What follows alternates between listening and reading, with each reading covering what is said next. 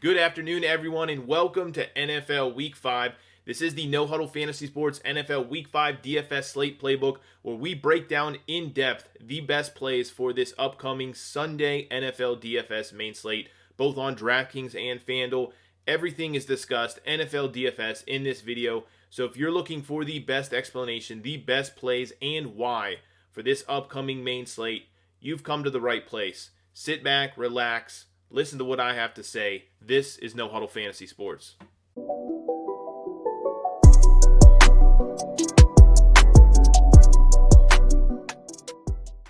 Yo, hey guys, what's up? Welcome back to the channel. Welcome back to No Huddle Fantasy Sports. As always, I thank you guys so much for tuning into these videos, finding your way to this channel. It does mean a lot to me. So today is Saturday, October 10th. We're talking NFL Week 5 DFS here on the channel for Sunday, October 11th. One day away here. This is Saturday. Coming out with this video a little bit later than I like, simply because we have a lot of different things going on. Of course, we have some postponements, we have injuries. It's been best to kind of wait to put the thoughts together. I, of course, want to get you guys the best possible video, the most in-depth, and videos that really aren't going to change, right? A lot of these picks I have now are very close to what I'm finalizing for my main builds. But as always, thank you again for finding your way to the channel. Welcome back. If you've not been here before, if this is your first time, if you return weekly, daily, whatever it is, the only thing I ask of you before we get started is to please make sure you are subscribed to the channel. Click a bunch of those buttons down below the video. Just click away. One way or another, it does help support the channel. I would really appreciate that. And the last thing I will mention here is, if you haven't already checked it out, down in the description, the optimizer that I use to really put together these videos. Not only that, I track bankroll. It does a lot of great things, including putting together multiple lineups, finding values, finding players, all that good stuff. Daily Fantasy Nerd, it's really helped us out here on the channel. Not only that, it's really put together great lineups. Week 2 was absolutely monstrous with Daily Fantasy Nerd. And then week 3 and week 4 were also very, very good. So check that out. Free month down in the description. Click that link. But let's move on here. Let's get started. What are we talking about? The Slate Outlook. We have 10 total games. We have some postponements. I will leave it at that. Believe it or not, YouTube had tried to take down my last video because I mentioned the COVID 19. That particular word triggers things. It said it was sensitive content. I don't know what it was, but just know we're still dealing with that. We have postponements again. Several games. I think it is 2 games have been postponed to either Monday or Tuesday. So keep that in mind. That removes games. That removes players in particular. I was really interested in the Buffalo Bills Tennessee game. Really like Josh Allen. Not going to be able to play him on the main slate now, so take that in consideration. And then the Patriots, I think it's the Patriots-Denver game is the other game that's moved, so that is also not on this slate. What does that do? It ultimately funnels more chalk players. If people were going to be on Josh Allen, if that was going to get 10 or 15% ownership, well, guess what? That's going to go to guys that are being talked about still. So it's going to up ownership in general. But we have to deal with it. That's what we came to expect for the season. So just note that for DFS. What are we looking at in general, though, from an overview and outlook here? A lot of elite chalky running backs on this slate. Some we're going to have to eat. I think there's some guys in great spots, elite backs in great spots. But keep that in mind. You're going to have to differentiate somehow, some way, and it might not be at running back. The quarterback position, in my opinion, is narrow this week. It's difficult, it's narrow, and it's pricey. So if you're talking about expensive running backs and you're talking about expensive quarterbacks, it's going to get difficult very fast. But we'll navigate through that. We'll talk all that here very shortly. The wide receiver position is the position this week that does offer value. Now, there are expensive guys in great spots. We will go there. We'll talk about those. But that is the position, in my opinion, where you save money this week. And for that reason, I'm going to be paying up for the first time at tight end. You know me. You've been through these videos. If you haven't, then I never pay up for tight end. It's kind of my thing. I've eaten chalk on, not chalk, but I've spent a lot of ownership on Logan Thomas over the last couple of weeks. We're pretty much done with that, so that means he'll probably score a touchdown this week. Nonetheless, I think I'm going to pay up this week. I think it's a great spot to pay up. A lot of these guys are elite receivers, just put in the tight end position, so we're going to be doing that here. You can see QB, running back, tight end all paid up. We're going to try to save money at wide receiver. Of course, that doesn't mean you can't pay up at every single position, right? We're going to have to find value at running back. We're going to have to find value in other ways. But in general, that's how it's looking. Overall, a more difficult slate to navigate. I encourage you guys always to look at Vegas totals, look at the lines on games, the over-unders, implied team totals before you get started on your slates, before you get started on your builds, and then of course check all that as you get closer to lock. Things can change. It offers a lot of good insight, and that's why we like to start here before anything. The ones I want to point out here, Kansas City, Houston, Dallas, and Baltimore are the highest projected teams on the slate. The downside in terms of team totals, the downside, they're all playing at home. So you're not going to get a great quarterback in a high team total or the highest four on the road. That's what you want typically for a stack. We're going to have to navigate around that this week. I still think they're in great spots, but keep that in mind. In addition to that, you have 6 total games above 50 in terms of over-under. Really good numbers there. Those are where you want to attack from an offensive perspective. And then Washington, Philadelphia, the Jets, and Cincinnati all projected below 20 points in terms of an implied team total. Those will be teams you want to avoid in terms of offenses, in my opinion. Does that mean you can't go there? No. Does that mean I'm not going to list guys from those games? No. But you don't want to necessarily game stack those games unless you know something I don't. If you do, you're magic. Go ahead, leave a comment down below. Private message me so we can win all the money. All that being said, let's move on here to the quarterback position. We always start at quarterback, and this is what I'm talking about. I'm getting very expensive here. Number 1, Patrick Mahomes, by far easily my favorite quarterback on this slate. He's going to be a little chalky. As of right now, he's like a top 4, top 3 in terms of ownership for quarterbacks. I like that. I think a lot of people are going to go to Dak for good reason. A lot of people are going to go different ways other than Mahomes in terms of the 1 and 2. So for that reason, I do really like Mahomes here. And you understand why he's going to be lower owned. $9,000, the most expensive quarterback on FanDuel, $7,700 on DraftKings. I think the price on DraftKings is a little bit too low. I really like him there. But in general, he's playing at home this week versus Las Vegas. A great matchup. 55.5 over-under, the highest over-under on the entire slate. So you do like that. Kansas City is a -13 favorite. A little bit of a bummer there. And 34.5 implied team total. Really good number there. I think that is the absolute highest in terms of teams. As of right now, things can change. You don't really like home quarterbacks favored by 13 points. I'll be perfectly honest with you, but Patrick Mahomes is a different beast. That offense is a different thing. When they're running good, and he is still putting up points even when they're huge favorites. So it's an elite quarterback. I don't know why I even have stuff listed here. You guys know. If I suggest Patrick Mahomes, you can probably guess why. Elite quarterback, elite matchup, highest implied team total, highest projected scoring quarterback on this slate here. Has a solid floor. I think 20 points at a minimum on FanDuel.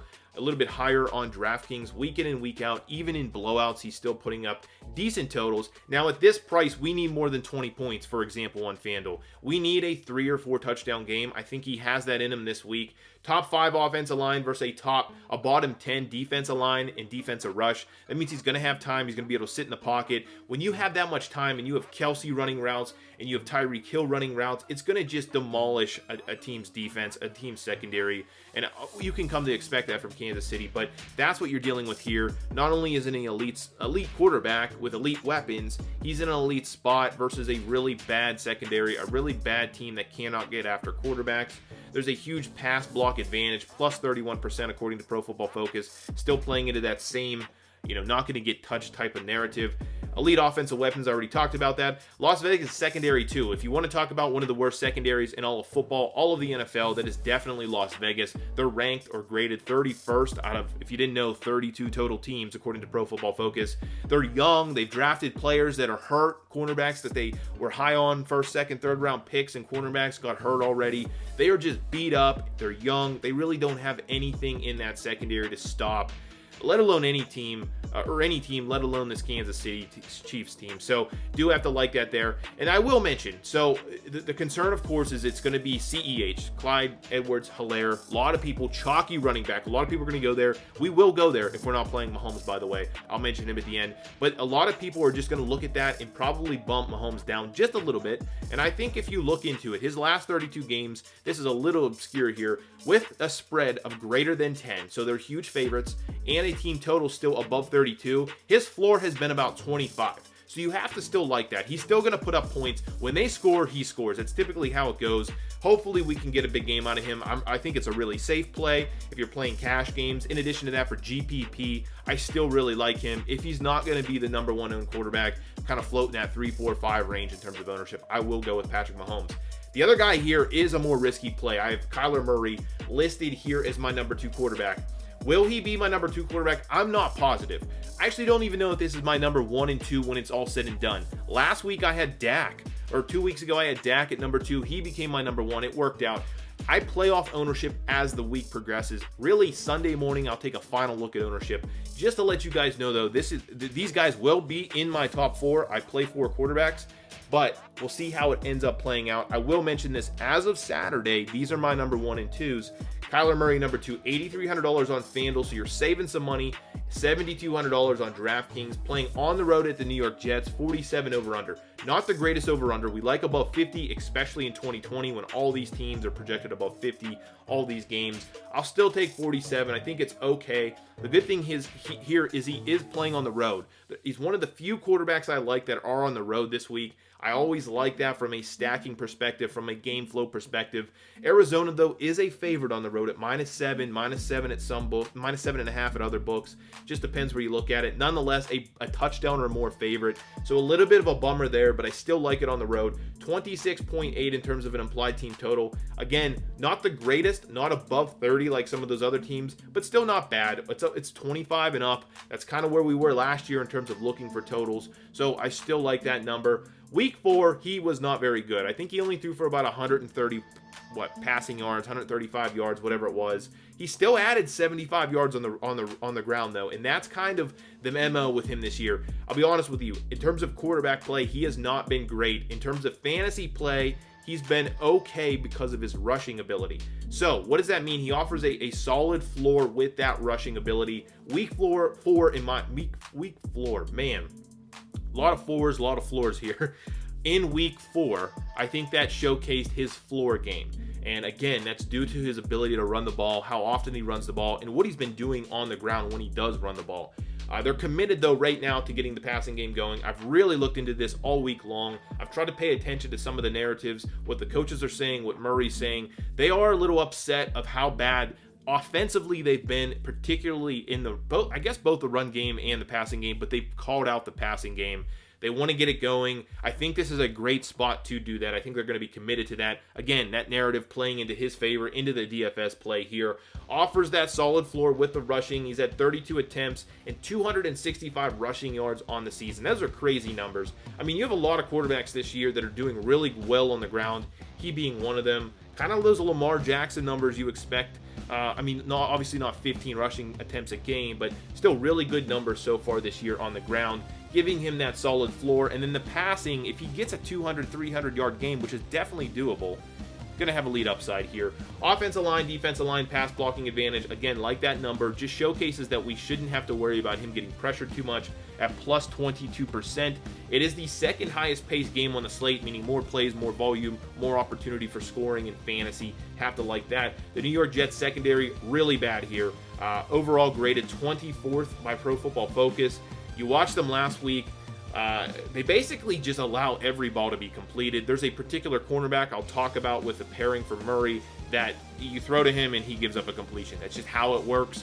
The Jets have him in their secondary. The Jets secondary giving up a 72+% completion rate. I believe that is second or third overall in football, so really, really bad.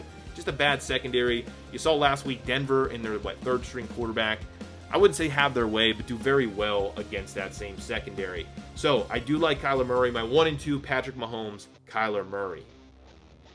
Moving on to the Hogs here, the running backs. Two guys I want to list right off the bat. Number 1, Ezekiel Elliott. Yes, this is going to be a chalky play. We're going to differentiate later in this video. $9,000 on FanDuel. Very, very pricey on FanDuel. $7,600 on DraftKings. That DraftKings price is criminally low.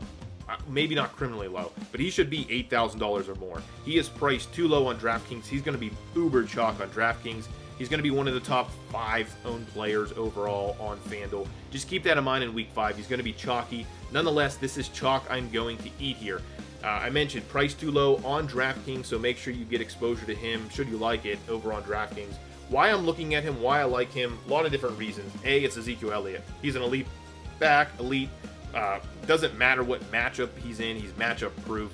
all those things. I don't need to explain his talent to you guys. But in general, you're talking about the highest projected scoring running back on the week, playing 88% of the snaps on the year. That's a really good number. I mean, that is elite numbers. There's only a couple of backs that rival that. Christian McCaffrey being one of them, obviously not playing. For a while, it was Johnson in Houston had been playing 90% of snaps, but we're not interested now because that changed last week. Nonetheless, 88% of the snaps, gotta like that there. He was a victim of a vulture TD in week 4. I believe Pollard scored a 1 or 2 yard touchdown after Elliott did a lot of damage. So could have had a mega game last week. Did not because of that vulture TD. Nonetheless, it doesn't matter if they're winning, losing. This guy is on the field 88% of the snaps, and he's getting all the usage in the world. 32 targets so far in the season. That is a ton of targets for a running back. Everyone talks about Kamara, and we've seen Kamara with, 20 target games? Kamara has 38. Ezekiel Elliott has 32. He's only 6 behind him. So you have to like that here. Even if when they're down, he's still getting 10, 12 targets out of the backfield. Still getting that 25 to 30 opportunity, touch opportunity workload. That is what you want out of a running back. That's what we have here. He's averaging 4+ yards a game, or yards per carry right now. All good numbers in his favor. They've just been scripted out of the run game very quickly. I think that changes this week. I think finally, as a big favorite, the Dallas Cowboys do get out to a lead. Their defense gives up, let's hope it's 20 points and not 60. I think that they can take the lead. They can rely on the run a little bit more, possibly slow the game down. I don't know if that's even possible anymore. I mean, they can't get much faster. But generally speaking, from a running perspective, I think Elliott gets more usage on the ground this week. Again, he'll be chalky. They're -9. They're bigger favorites than they were against Cleveland playing at home this week. Huge total, so you know points will be scored in this game. I do like Ezekiel Elliott. Even though he's going to be chalk, he'll be my favorite chalky running back by far on this particular slate. The other guy here that I'm not so sure will be chalk, I don't think he'll garnish much ownership, at least compared to some of these other backs, James Conner. And I like James Conner this week for a couple of reasons. His price is good, $7,000 on FanDuel, $6,900 on DraftKings. Playing at home versus Philadelphia, a 44 over-under, so not the greatest over-under, but still a good one there. Pittsburgh is a huge favorite at -7. In huge, I mean by a touchdown or more. 25.3 implied team total. So still floating above 25. Do have to like that here. But what you get finally out of this particular running back, similar to Elliott, is that complete DFS running back checks all boxes. He's a home running back, yes. Heavy favorite, yes. Good team total, elite usage, run and pass. All the boxes you want checked for a running back when playing DFS. James Conner does that here. And on top of that, unlike Elliott, who also checks all those boxes, James Conner is going to get lower ownership. So you do like that here. He should be fresh. He should be healthy. Of course, the issue with Conner week in and week out is the potential for injury. He's usually playing questionable or whatever it is, right? Well, they're coming off technically a bye. Their game was postponed with the Titans, so he should be fresh. He should be healthy. I do like that here, or like that there. Back-to-back 100-yard rushing games after that week 1 debacle where he did get injured. Came in, back-to-back 100 yards games. He's playing 75% of the snaps he did in week 3. There's no issue with other backs getting reps against him. I mean, he's playing the majority of snaps. He's getting all of the carries, if not most of them, then all of them. Week 3, we saw James Conner get 22 touches. He also had 5 targets in the air. So again, really, really good numbers there. He's getting usage in the passing game. He's a third down back, also plays basically every down for the Steelers. And then finally, the matchup is good. Philadelphia's run defense is graded in the bottom half of the league. They're ranked 18th overall, but nonetheless, the Steelers have a good offensive line. They're committed to the run. They're getting healthy on the offensive line. I forgot to mention that. They were banged up, so they got a week off there. They're getting, I think, Villanueva back. They're getting certain players. David DeCastro's back. All of those major key pieces to the offensive line for the Steelers should be back this week. And the Philadelphia Eagles are a mess, right? You know, we've seen them they tie games. It just look really, really bad. They got a win last week. They're holding first place in their division, which is pretty surprising with one win on the season. Nonetheless, they are a mess in my opinion. I think the Steelers win this game. I think they do get out to a decent lead, and James Conner does get his heavy workload as expected. Two other running backs I want to mention here. First being Jonathan Taylor, $7,100 on FanDuel, $6,200 on DraftKings. This is a much more riskier play than the previous two I mentioned. This is, for me, an ownership play. I think you're going to see a lot of low ownership on this guy for good reason. He has not been playing particularly well. You're starting to see some of those other running backs eat into his carries, eat into his overall usage and playing time. But in general, I still want to go here with Jonathan Taylor. He's a freak talent. Everybody knows this. I think it's a little bit of an overreaction with him. I think this is a good spot for him. Wish the price was a little bit lower on FanDuel. Nonetheless, I like the spot. Again, trying to get some leverage on the field, knowing that when I play certain players at quarterback like Mahomes, when I play players like Elliott, it's just going to be hard to differentiate. And so this is one way I will do it at the running back position. Jonathan Taylor here playing on the road, Indianapolis at Cleveland, 47.5 over under. Indianapolis is a slight favorite on the road, so that does add to the benefit of playing him this week, even though he's a road running back. 23.8 implied team total. Likely lower ownership, I mentioned that already. He has one of the best, if not the best, offensive lines in all of football. The run advantage this week is insane, plus 64% versus the Cleveland Browns. In general, I know people will argue this to the moon and back. Cleveland is not very good versus the run. They've been in some clutch spots, had some really easy matchups so far this year, including a really bad Dallas team, or Dallas, I should say, defense, resulting in Dallas throwing the ball a lot. Elliott still did really good. I think he averaged 4 or 5 yards a carry last week. He just did not have to get a lot of carries because they were trailing by so much. They played Cincinnati. They've played really, really bad teams so far this season. So I think you're going to start to see this exposure of this Cleveland rush defense, who was not good last year. And that's kind of what I base this on. You don't have much data so far this year. But in 2019, Cleveland could not stop a heartbeat in terms of a run. So what has changed going into the season? Literally nothing. They actually lost linebackers. They're actually hurt at linebacker right now too. So in general, I don't think they have much improvement in terms of stopping the run. And I like Jonathan Taylor for that reason. I think it's a sneaky high leverage play here. Indianapolis is committed to the run. 49-51 split right now in terms of pass to run. I think that number will go up, in fact. So you're talking 49% pass right there. 51% of the time it's a run. I mentioned Cleveland struggling against the run here. Their rush defense in week 4 gave up 4.7 yards per carry. And I mentioned finally they are banged up. So I do like Jonathan Taylor. I understand if you guys are not with me on this. Again, he has seen lower snap counts, has not played particularly well, but I like the matchup. I like the lower ownership. I know what the talent is. I think they're going to be committed to the run on the road here, Indianapolis. I like Jonathan Taylor definitely as a high leverage play. The other guy I want to mention here is Jerick McKinnon. I will mention for McKinnon here, this is all based upon the status, contingent upon the status of Mostert. Of course, he is injured, has been injured the last couple of weeks. And as of right now, my opinion is, regardless of what happens, I don't think they're going to play Mostert. So he's questionable. They're saying he's going to be a game-time decision. But if you look at this, they are playing Miami at home. They have a 50.5 over-under on this game. San Francisco is a -9 favorite, 29.3 implied team total. They've been injured a lot, whether it's Jimmy G or their running backs. I think, why bring him back? If they're more than likely going to win this game, they activate him. He just does not play as long as they're doing really well. I think that's the situation here. And so that's why I'm still into Jerick McKinnon, a guy I think will also be lower owned. Again, trying to get some leverage here, trying to get some lower ownership to counter that high chalky stuff. But he's $6,400 on FanDuel, $58 on DraftKings. Those are really good prices. Mostert is priced above him on both sites. I don't get that. I guess people are anticipating him coming back. Nonetheless, a value price in my opinion. And for McKinnon, this checks all the boxes. So he's 3 of the 4 backs here are meeting this criteria. Home running back, huge favorite, majority of the snaps, large team total. All the things you want for McKinnon here. He runs the ball. He's also used in the passing game. Offers value here. If you go back to week 4, hopefully, again, this is the case. He played 92% of the snaps. That's a crazy good number.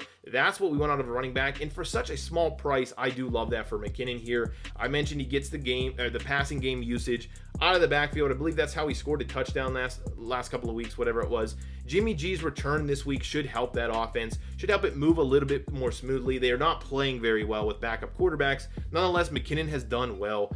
So I do like the return of Jimmy G and what that means to that offense generally as a whole. Miami's rush defense, nothing to point a finger at. They are middle of the road, if not worse. They don't have very much of a pass rush or anything like that. Their defense, just in general, is not very good. So I do think it's a good spot nonetheless for McKinnon, including the matchup. But the only thing, again, I will mention, if Mostert is cleared to play and he's expected to actually get snaps, then come off of this, go somewhere else. That would be my only disclaimer here.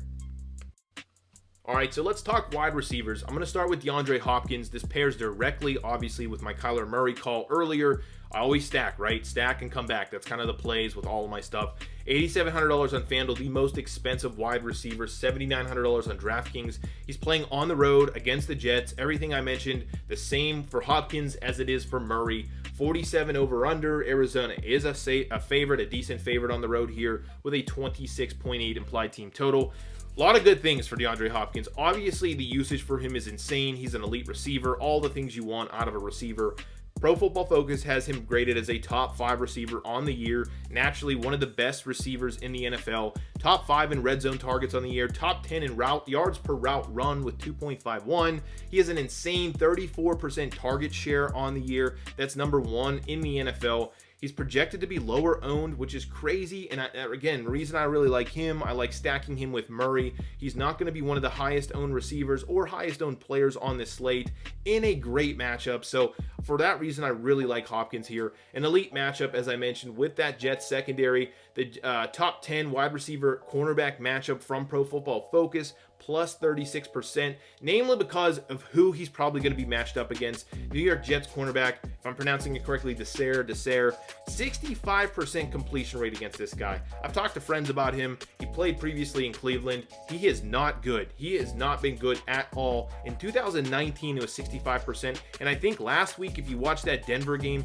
I'm pretty sure it was like 75 or 80% in 2020. It's gone up every single year over the last couple of years. The guy basically just gives up receptions. You throw his way, your wide receiver's going to catch the ball. So I do love DeAndre Hopkins. Pair him directly with Murray, but I do like him as a standalone based upon that ownership there. Now the next play here is a very high risk, high reward play. Hear me out on this. Judge it for yourself. Decide if you're going to go there. But you're saving some money at $6,100 on FanDuel for Marquise Brown, $6,700 on DraftKings. Playing at home versus Cincinnati, 50.5 over under. That's the second highest over under on the entire slate. Baltimore is a massive 12.5 point favorite with a 32.0 implied team total. That's either first or I believe that's also second on the slate in terms of a team total. Again, high risk, high reward. Has not done much this season. There's no denying that. They have not played very well in terms of a passing offense at all this year. That's Baltimore. That's Lamar Jackson. But I think things are going to turn around here. Here is why. Maintaining solid targets. That's the first thing I want to point out. 8 targets in week 4. It's not like this guy is getting 2 targets. He's still getting a decent target. We'd like to see that go up to 10 or more, but at his price, 8 is a solid number. I will take that. In my opinion, this guy is on the verge of having an explosive game. He's a guy that can go off for 150, 200 yards, multiple touchdowns on 8 targets. That is the type of player he is. He's a Tyreek Hill type of player. He isn't Tyreek Hill, but he is that type of player at times, and I think that's coming. He's on the verge here. Here's the reason why. Top 10 team target share, 27%, getting literally a third of the targets or a fourth of the targets. Top 5 in team air yards, 43%. He's getting targets down the field. He's making up most of the deep targets for that team for Baltimore. Top 10 in yards per route run. You like to see that above 2.5. Before the season, still top 10 at 2.33. The wide receiver cornerback matchup is plus 19%.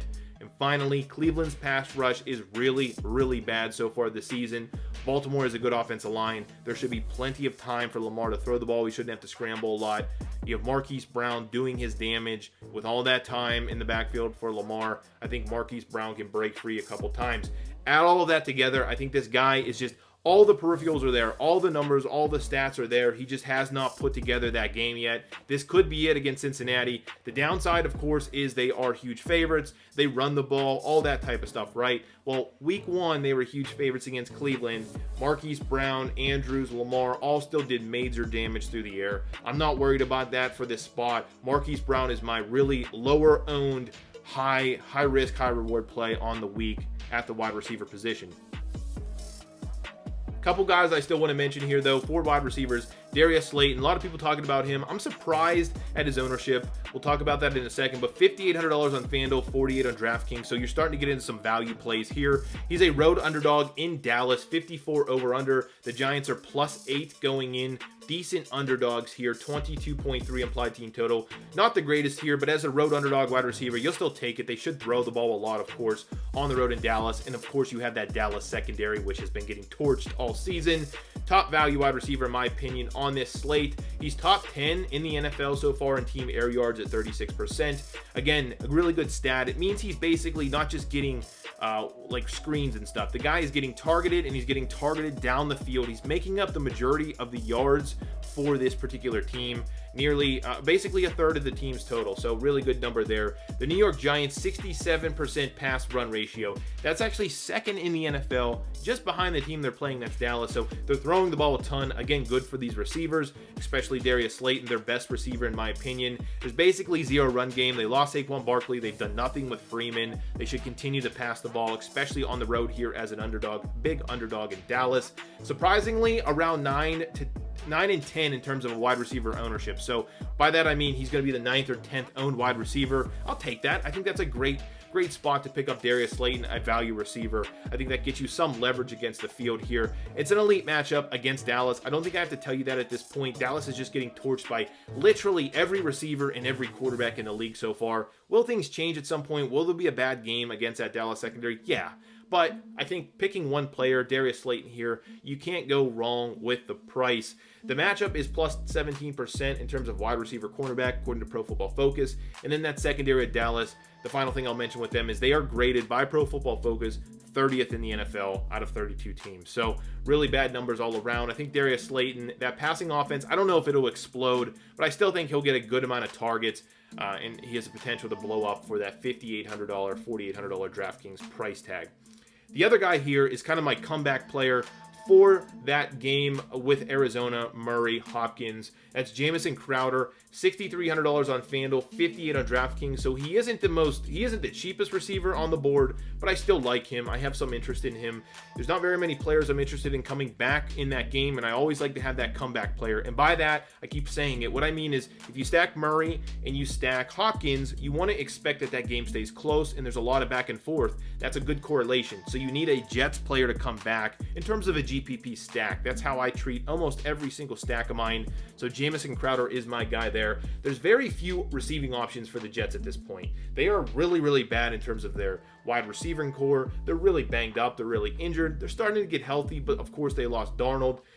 There's few receiving options, as I mentioned. That means the ball has to go to Crowder. I thought it would funnel more to Herndon last week. It did not. Crowder is the guy getting all the targets. He has 23 targets in 2 games this season. He was hurt a couple of games. That's still a ridiculous 11, 12 targets per game. Top 3 in terms of target share in the NFL, 30%. Again, few receivers to go to with the ball. Crowder is that guy. Top 10 in air yards on the season, 32%. Top 5 in yards per route run at 2.55. All really good numbers there for Crowder. Wide receiver cornerback matchup plus 28%, so it is a good matchup versus that Arizona team. And Arizona's secondary in general not that very good. Secondary graded 25th overall in the NFL by Pro Football Focus. Their pass rush is graded 27th, so they're not getting much pressure. The downside here, of course, all of those targets, a lot of the information here is based upon his time with Sam Darnold. Darnold is rolled out this week. I'm not sure if it's concussion or shoulder. He got hit pretty hard. He did finish the game. Nonetheless, Flacco is playing quarterback. Now, the good thing is Flacco is a good backup, right? He's a seasoned NFL quarterback. I'm not saying he's a great quarterback, but it could be worse. But we don't know what that connection will be. Le'Veon Bell should be back. I don't know how that'll shake things up in terms of the receiving core. He's a good receiving back. So we'll see how it plays out. That's why I have him as my 4th receiver. I will be playing Crowder. I have to come back with somebody. But just keep that in mind. Flacco now in at quarterback. All right, now moving on to everybody's favorite position, the tight end position. And for the first time, we will be spending up this week. Week 5 at the tight end position. The 2 guys I am looking at playing in the exact same game, that's Travis Kelce and Darren Waller. Both guys, of course, elite receivers, essentially. But Travis Kelce, $7,800 on FanDuel, $6,400 on DraftKings, playing at home versus Las Vegas, 55.5 over-under. Kansas City, a massive favorite. Everything I mentioned with Mahomes, obviously in play here, with a 34.5 implied team total, so a good number there. Now, he is the guy I am pairing with Mahomes, my number one guy. I do really like Tyreek Hill, but it just doesn't work in terms of this video and just giving you guys ridiculously expensive receivers all over the board, ridiculously expensive everything. So I wanted to save some money there. Be realistic here. Travis Kelce saves you a little bit of money off Tyreek Hill. Nonetheless, still very expensive. Lowest owned of the elite tight ends. That's why I like him so much. So I think you're going to see ownership go to Waller, and I think you're going to see ownership go to Kittle over Travis Kelce. Kelce will still be owned. By all means, he will still be owned. But nonetheless, of the elite tight ends, I think he'll be the lowest owned. And I like that. I think you get some leverage here. I think he's in the best spot here. Has the highest implied team total. Has the highest slate over-under in terms of points scored for this particular game. Great things for fantasy football, all players associated with this game. And more importantly, has the craziest, the highest top tight end matchup suggested by Pro Football Focus I've ever seen. Maybe you guys have seen higher, but for this week, for week 5, it's plus 76%. Like, what does plus 100% mean? Like, guaranteed to score a touchdown? I don't know. But in general, a really, really good matchup as indicated by Pro Football Focus versus Las Vegas here.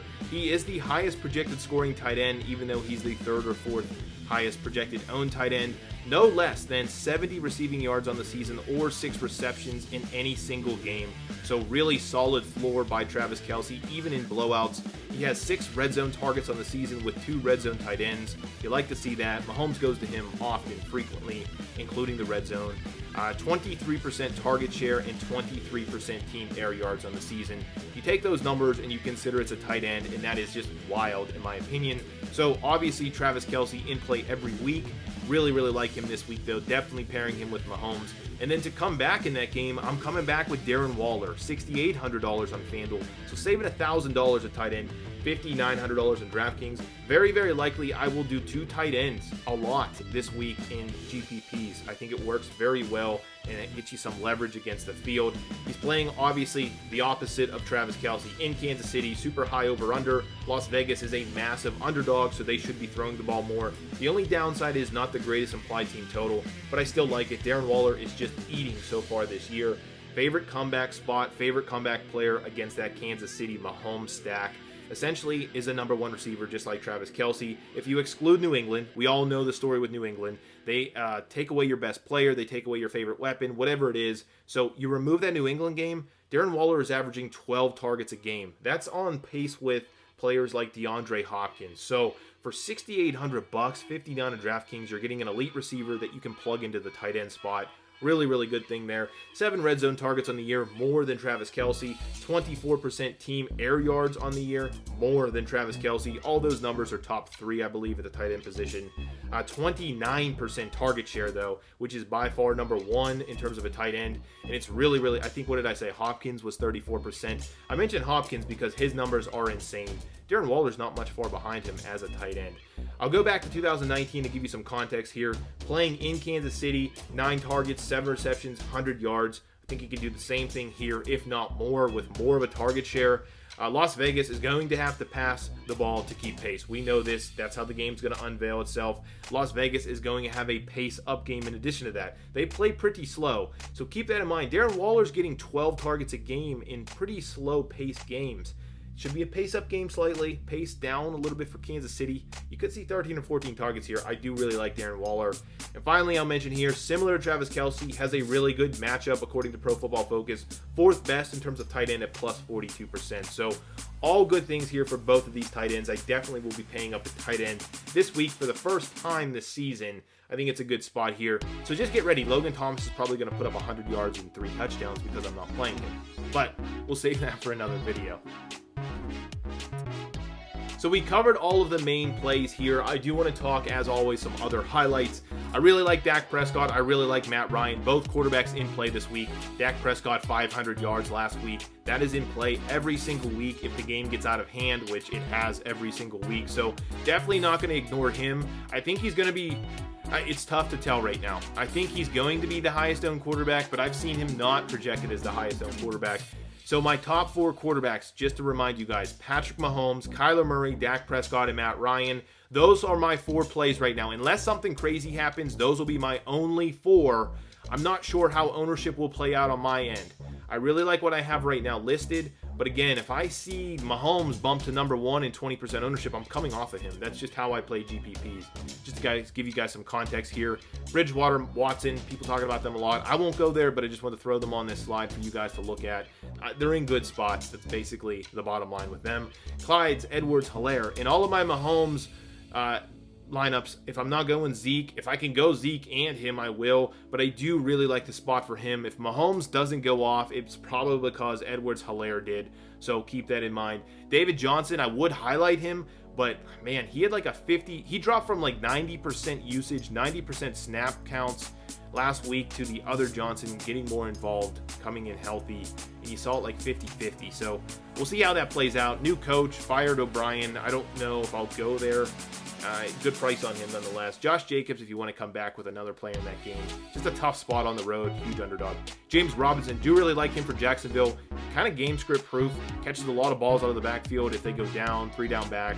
Really, really good spot for James Robinson. Antonio Gibson for a cheaper back in a good spot for Washington. I do like Amari Cooper every single week for Dallas. He's just really good. I mean, that's kind of the bottom line with him, and Dallas throws the ball a lot. So I do like Amari Cooper.